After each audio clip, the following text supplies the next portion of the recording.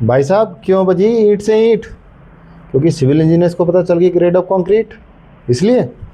पता नहीं civil engineers को पता चली या नहीं चली, आपको जरूर पता चलनी चाहिए ग्रेड ऑफ कंक्रीट। तो एज़ पर कोडल प्रोविजन के हिसाब से आप जाओगे तो टेबल नंबर 2 में आपको पता चलेगा, उसके अंदर ग्रुप डिफाइन है।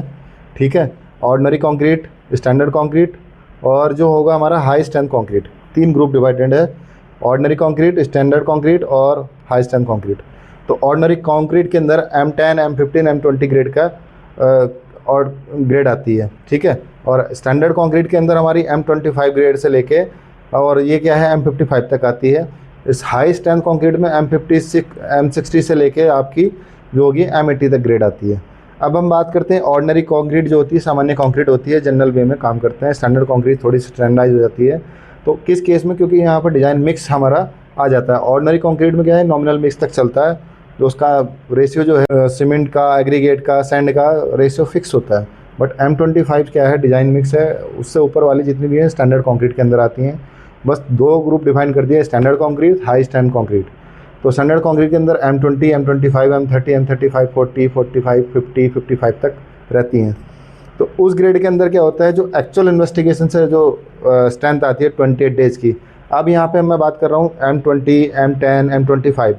तो M जो है M4 मिक्स को रेफ़र करता है। 25 जो लिखी होती है वो 28 डेज़ की टारगेट मीन स्ट्रेंथ होती है। मतलब 28 डेज़ में हम सोचते हैं कि जैसे M25 तो 25 न्यूटन पर mm² जो स्ट्रेंथ होती है वो 28 डेज़ में अचीव कर ले 99.99%।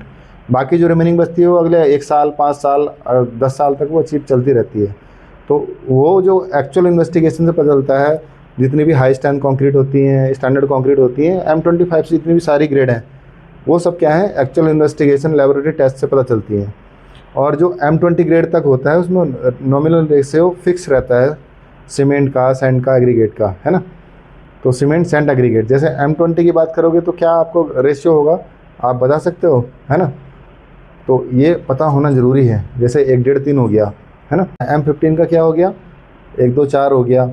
और M10 का 1, 3, 6 हो गया। M7.5 का आ जाओगे तो 1, 4, 8 हो गया। ऐसे करके चलता रहता है। तो ये सारी ग्रेड हैं। तो आपको पता चला ग्रेड ऑफ कंक्रीट क्या है, 3 ग्रुप में डिवाइडेड है। ठीक है, ऑर्डिनरी कंक्रीट, स्टैंडर्ड कंक्रीट और हाई स्ट्रेंथ कंक्रीट। तो ऑर्डिनरी कंक्रीट के अंदर M10 टू M20 ये सब रहेगा। आई होप ये वीडियो आपको पसंद आई होगी। पसंद आई हो तो दूसरों को भी शेयर करें और फॉलो ज़रूर करें आगे की वीडियो के लिए। Thank you.